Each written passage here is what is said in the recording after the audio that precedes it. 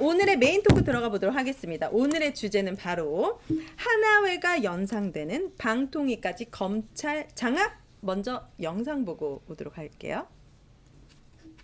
부장님 안녕하십니까. 첫 검사 출신이십니다. 그래서 전문성이 부족하다는 지적이 있는데 거기에 대해서 좀 어떻게 생각하는지 한 말씀 부탁드리겠습니다. 일각의 그런 우려를 잘 듣고 있습니다. 오늘 그렇지만 청문회 제가 준비단 그동안 김홍일 위원장이 처음 출근하면서 법조계와 기자들 공직을 거치면서 방통위 근처에 사무실 준비하기 위한 지식이나 사무실을 규제와 관련된 여러 가지 경험들을 토대로 저에게 맡겨진 직분을 표정이 너무 경직되어 있는데 성실하게 수행해서 좀 그런 자신감이 없어 우려를 보이기도 하고 그래요. 불식시키도록 노력하겠습니다. 네, 지금 공영방송 개혁이나 가짜뉴스 규제 그리고 이런 포털 규제와 공영방송 같은 개혁이라는 이 표현을 써 제재에 없어요. 집중됐던 전임자의 기조를 계속 이어가실지에 대한 궁금증이 많은데요. 거기에 대해서 한 말씀을 근데 주시죠. 이게 원래 이 기자 응답이라고 반드시 해야 되나요? 이 TV 응답을 어제 했어요. 문제가 아니고 월요일인가? 네. 월요일 날 했었는데 저에게 맡겨진 역할을 이동관 전 위원장 첫 정성과 출근 때보다는 상당히 그래도 이게 톤다운에서 네. 말조심을 불만이신 약간 건지 말조심하는 전임 듯한 권익위원장 느낌이 겸직 논란도 있는데요. 이행시가 왜 안 하고 있는지도 궁금합니다. 그때 이동관이 그 얘기 오늘 했잖아요. 공산당 휴가를 기관지. 했고요. 이 얘기를 그 제가 자리에서 적절한 시기에 정리하겠습니다. 혹시 첫 출근길이신데 소감이 따로 있으실까요? 제가 하여튼 절차를 거쳐서 방통위원장에 임명이 된다면 다음 말이 엄청 느리시네. 그리고 통신의 공정성과 독립성을 위해서 정말 성실히 열심히 근무하겠습니다. 이상입니다. 자, 오늘 큰 주제를 우리 최영기 교수님께서 좀 간추려서 설명해 주시면 좋을 것 같습니다. 네, 이제 영상에서도 보셨는데요. 지금 이제 방통위 임명 이제 받은 후보자가 첫 출근을 했는데 말씀을 들어보면은 되게 흥미로운 게 법적 지식과 이제 관료로서의 경험들을 방통위의 조건으로 이야기를 하고 계신 것 같아요. 위원장으로서. 네. 방통위가 법적 지식과 관료의 경험으로 작동될 수 있다는 사고가 굉장히 비전문적인 어떠한 것을 보여준다고 생각을 합니다. 네. 그래서 오늘 저희가 토크가 주로 이제 약식 청문회, 사전 청문회 약간 그런 형식이 될 텐데요. 네. 전문성을 검증하는 것 플러스 이제 청문회에서 이분이 답을 해야 될 몇 가지 사안들이 좀 있어서 지금 화면에 나오는데요. 네.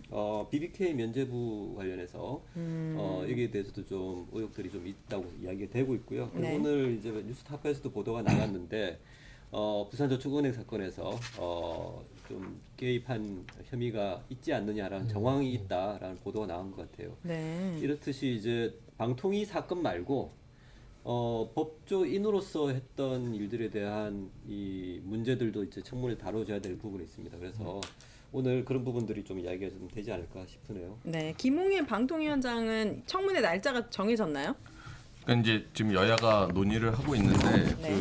윤 대통령이 국회 8일인가요? 예, 12월 8일에 이제 청문 요청서를 제출을 했어요. 그러면 20일 이내에 청문회를 열게 돼 있어서 지금 민주당 쪽은 뭐 27일이나 28일 이쯤에 청문회 열자라고 주장을 하고 있고 국민의힘은 최대한 앞당겨서 하자 해서 크리스마스 이전에 하자 이러면서 뭐 22일 그때 열자라는 주장도 있어서 곧 좀 서로 협상을 좀 해야 되는 상황이고 네. 그 20일이 지나고 나면 이제 청문회에서 뭐 청문 보고서 채택을 하냐 마냐 이제 논쟁이 아마 벌어질 거고 그래서 이제 그 대통령실로 넘어가면 대통령이 이제 다시 한번 그 결정을 빨리 해달라고 이제 재송부라는 절차를 거치는데 그걸 10일 이내에 결정하게 돼 있거든요. 그건 네. 대통령이 그냥 뭐 언제까지 해주세요라고 정하면 되는 거라서 이르면은 12월 안에도 그냥 임명을 강행할 수 있고 늦어도 1월 초에는 대통령이 임명을 강행할 수 있는 그런 스케줄이에요. 그래서 저는 아까 저거 보면서 우리가 보통 이제 저런 거 하면 기자들이 아마 질문을 서로 좀 정리해서 누군가 대표로 물어보고 뭐 이런 아마 했을 텐데 이게 첫날이고 하니까 약간의 좀 톤 다운을 해서 좀 질문을 한 것 같은 느낌? 그래서 당장 가장 크게는 김홍일 관련해서 뭐 전문성에 대한 우려도 있지만 네. 대통령과 가장 친분 있는 대통령이 가장 존경하는 선배 그다음에 이제 독립성을 지킬 수 그러니까요. 있을 것인가. 그리고 과거 이전에 이동관 위원장 시절의 어떤 공영방송 장악 이슈 이것에 대해서 어떻게 좀 생각하는지 이런 거에 대한 좀 질문이 있었으면 좋겠는데 네. 이제 기자 한 분이 그런 걸 좀 묶어서 네. 뭐 가짜 뉴스나 공영방송 개혁 포털 규제에서 전임자의 어떤 뭐 제재 기조를 이어가겠냐 이렇게 약간 이제 뭉뚱그려서 질문은 했더니 하니까 그냥 그거를 뭐 반드시 규제라기보다는 제게 맡겨진 역할을 성실히 수행하겠다 이렇게 좀 피해갔거든요. 그래서 그 공영방송 장악 관련 상황에 대해서 김홍일 위원장 후보자가 어떻게 생각하는지 좀 물어보는 질문이 있었으면 좋았을 것 저도 같다. 예. 완전히 동의하는 게 이게 들어보면 답변이 두루뭉술하다는 거는 그만큼 질문이 날카롭지 못했다는 거잖아요. 네. 그래서 오히려 조금 더 직관적인 질문들이 필요한 것이지 않았나. 당장에 보면 지금 YTN에 대해서 그렇죠. 지금 어떻게 할 건지에 대한 것들 그리고 앞으로 지금 앞전에도 우리 설명했듯이 MBC 부분은 그럼 어떻게 할 건지 뭐 지금 망가진 KBS 문제 그리고 뭐 지금 본인 자체에게 제기되고 있는 여러 가지 의혹들 네. 이런 질문들이 날선 질문에 갔을 때 뭐 침묵이 답이 되든 그 시청자들 평가를 할 수 있을 텐데 네. 이 질문 자체가 너무 좀 무디지 않았나 오늘. 신기한 것이 그 독립성 관련해서 사실 당연히 지켜져야 될 부분인데 윤 대통령은 네. 이 김홍일 선배를 생각하면 막 석박지가 생각난다. 내가 너무 존경했던 사람이다. 대놓고 굉장히 그 독립적이지 않다라는 걸 얘기하고 있는데 이건 어떻게 이런 상황이 그러니까 이제 생길 어떻게 수가 있는 보면은 거죠? 청기 누설이죠.